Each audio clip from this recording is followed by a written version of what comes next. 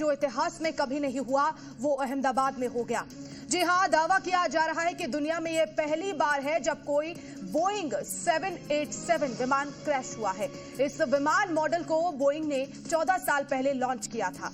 Boeing ने अप्रैल में ऐलान किया था कि 100 करोड़ लोग यात्रा कर चुके हैं और इस दौरान बोइंग 787 ने 50 लाख उड़ानें भरी हैं।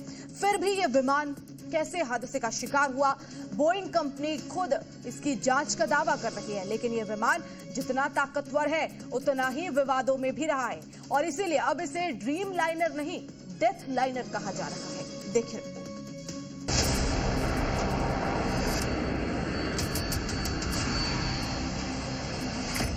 वो विमान जो उड़ता ताबूत बन गया।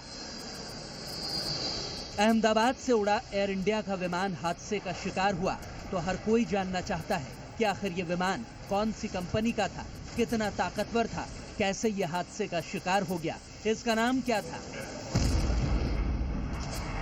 इस विमान का पूरा कच्चा चिट्ठा आपको बताएंगे, आखिर ये कैसे उड़ता ताबूत बन गया। आसमान में टेक ऑफ के बाद ये तस्वीरें एयर इंडिया की फ्लाइट AI-171 की हैं, जो चंद सेकंड बाद ही आग का गोला बन गई और लोग काल के गाल में समा गए।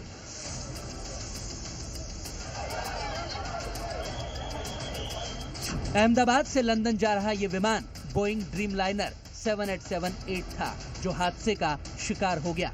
बोइंग एक अमेरिकी विमान कंपनी है जो इस तरह के डबल इंजन हवाई जहाज भी बनाती है। इस ड्रीम लाइनर विमान की कीमत करीब 2018 लाख करोड़ रुपए थी। एयर इंडिया के पास ये बोइंग ड्रीम लाइनर विमान करीब 12 साल पुराना था। दिसंबर 2013 में इस विमान ने पहली बार पैसेंजर फ्लाइट के तौर पर उड़ान भरी थी और 12 जून 2025 को इसकी आखिरी उड़ान साबित हुई, जिसमें कई लोग मारे गए।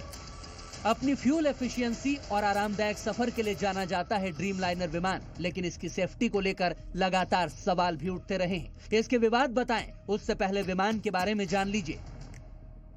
ये विमान 954 किलोमीटर प्रति घंटे की मैक्सिमम स्पीड के साथ उड़ान भर सकता है। ड्रीम लाइनर की उड़ान की रेंज 13,620 किलोमीटर से भी ज्यादा होती है।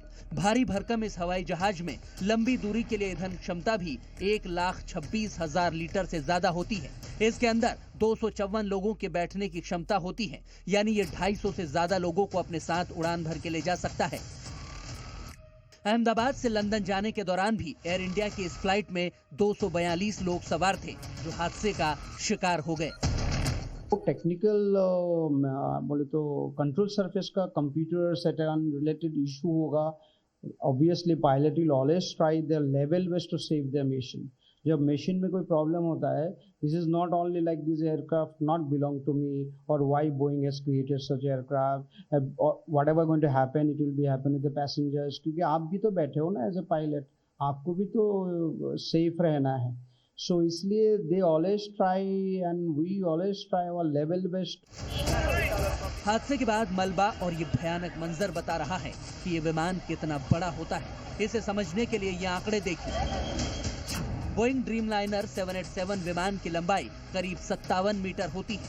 विमान की ऊंचाई करीब 17 मीटर के आसपास होती है। इसके विंग यानी पंखों की चौड़ाई करीब 60 मीटर होती है।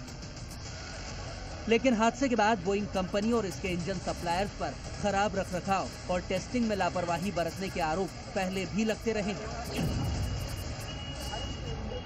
ऐसे ही कई विवाद और सवाल हैं जो एक दशक पहले से बोइंग के ड्रीम लाइनर विमान के साथ जुड़े हैं।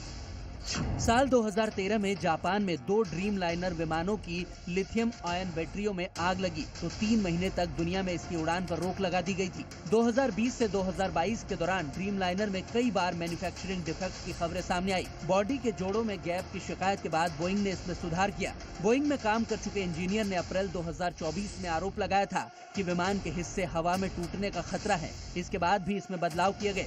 साल 2024 में ही जापान में तकनीकी खामी की वजह से हादसा हुआ तो इंजन फेल्योर और ऑयल लीकेज समेत कई टेक्निकल खामियों की शिकायत हुई थी। बोइंग में काम कर चुके जॉन बार्नेट ने 2024 में ड्रीम लाइनर की सेफ्टी पर कई गंभीर सवाल उठाए थे, लेकिन उनकी रहस्यमयी मौत हो गई।